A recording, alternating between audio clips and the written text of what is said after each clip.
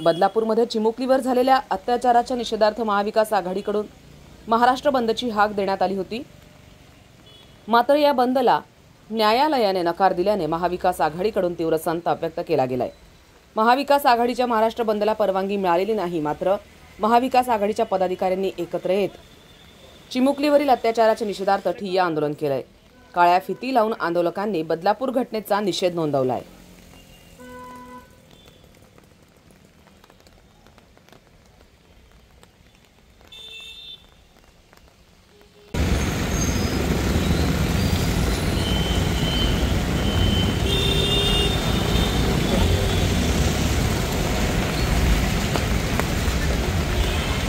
बदलापूर घटनेचा निषेध म्हणून त्या विकृतीला कुठेतरी आळा बसावा यासाठी महाराष्ट्र बंद हा पुकार महाविकास आघाडीने केला होता। परंतु कोर्टाने कोर्टाने त्याला बंद करू नये म्हणून आदेश वरतून दिलेला आहे।